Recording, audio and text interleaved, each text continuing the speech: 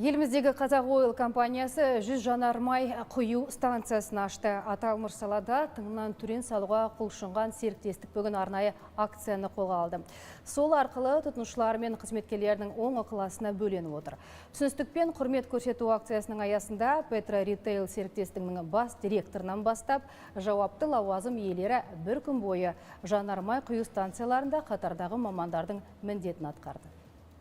Қазақ Oil Қазақстан жолдарындағы темір тұлпар иелеріне мінсіз қызмет көрсететін жаңа бренд. Дәл осы жанармай құю желілерінің танымалдығы күн санап артып келеді. Мәселен, еліміздегі әрбір 5-ші көлік иесі Қазақ Oil компаниясының қызметіне жүгінеді екен. Ал бүгін серіктестік басшылығы түсіністікпен құрмет көрсету акциясын қолға алды. Іс-шара аясында бас директордан бастап, жауапты лауазымдағылар кеңселерінен шығып қатардағы қызметкерлердің міндетін атқарып жатыр. Өте пайдалы деп санаймын. Себебі шынымен де басқаша қарайсың, басқаша бағалайсың жұмысты.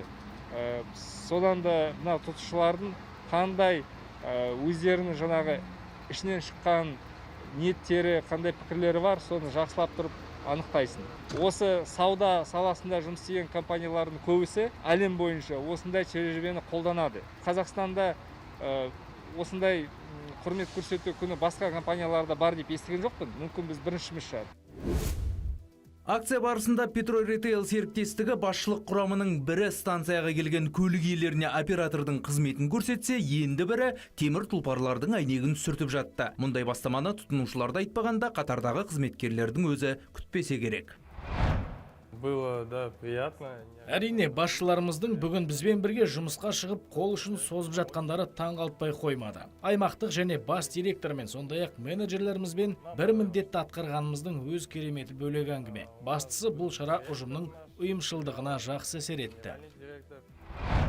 Компания тың бастамалардан бөлек мемлекеттік саясатты жүзеге асыру жағында ұмыт қалдырмайды. Биылғы жолдаудағы тапсырмаға байланысты алдыңғы шептегі мамандардың жалақысы 32%-ға өскен. Оған қоса жанармай құю желісі кеңейе түскен. Өте жақсы, қуанышты ақпарат бар. Осы қыркүйек айында бізде 100 заправка Қазақ Oil ашылды Қазақстан бойынша. Армен қарата мына 2-3 жылдың ішінде біз құдай қаласа заправкалардың көлемін 350-400-ге дейін апарамыз деп санаймын.